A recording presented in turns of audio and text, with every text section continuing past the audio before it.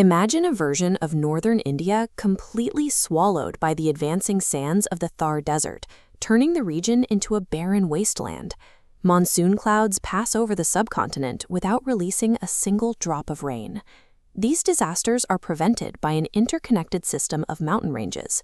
These landmasses act as a physical machine, blocking sand and trapping the moisture required for life. This system is built from two primary shapes: traditional mountains with wide bases and sharp peaks, and plateaus, elevated landmasses that look like a mountain has been cut horizontally to create a flat, table-like top. These geographic features act as the master architects of the region, dictating the direction of river flow, the intensity of the climate, and where human cities eventually thrive. In northwest India, the diagonal line of the Aravalli Range serves as the subcontinent's first line of defense. The Aravalli is a relict mountain range, the worn-down remains of a system that was once taller than the Himalayas. After 570 million years of erosion, only these low, jagged ridges remain. Despite its reduced height, the range remains a functional wall. It stands directly in the path of the Thar Desert, physically stopping wind-blown sand from advancing into Delhi and the fertile lands of Uttar Pradesh. At 1,722 meters, the peak of Guru Shikhar provides a high altitude that keeps the air cool even in the heat of Rajasthan.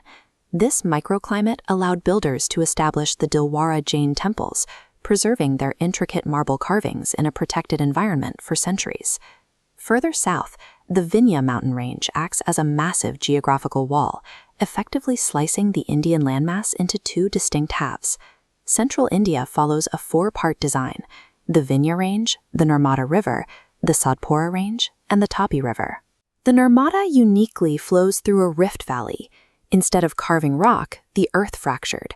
A massive crust section dropped, creating a ready-made trench for water. Because of this deep rift, the river is flanked by steep, jagged rock faces, keeping the water moving at high speeds through a narrow channel. These massive mountain systems in Maharashtra became a canvas for early civilizations. At the Ajanta caves, artists carved their history directly into the cliffs, using the rock as a permanent shelter for their statues and architecture. This central fracture of mountains and river valleys created a natural barrier that drove the separate cultural and linguistic evolution of North and South India. The geography of the southern peninsula is defined by a single structural fact: the entire landmass tilts slightly toward the east. This tilt creates a contrast between the coasts. The Western Ghats form an unbroken wall along the western shoreline. When moisture-heavy monsoon clouds hit this wall, they rise, cooling and releasing torrential rain across the western coast. On the opposite side, the eastern Ghats are broken into fragments. Over millions of years, the great rivers flowing down the eastern tilt have carved through the rock, creating wide gaps as they head toward the sea. These climate mechanics extend to Gujarat, where specific dry forests created by the mountains provide the world's last natural habitat for the Asiatic lion. At the southern tip of the peninsula, the western and eastern Ghats finally collide, forming the Nilgiri or Blue Mountains. Further south in the Anamalai Range sits the true highest point of the south, the peak of Anamudi. Standing at 2,695 meters, Anamudi's height is roughly equivalent to a vertical stack of 3 Burj Khalifa towers. The altitude of these southern peaks cools the tropical air, creating the precise microclimate required to grow high-grade cardamom. For centuries, this specific geography made the region the primary source for spices that drew global trade routes directly to India's shores.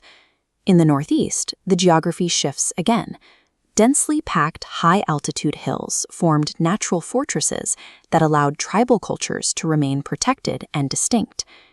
The geography of Meghalaya follows a clear sequence from west to east: the Garo Hills, the Khasi Hills, and the Jayantia Hills.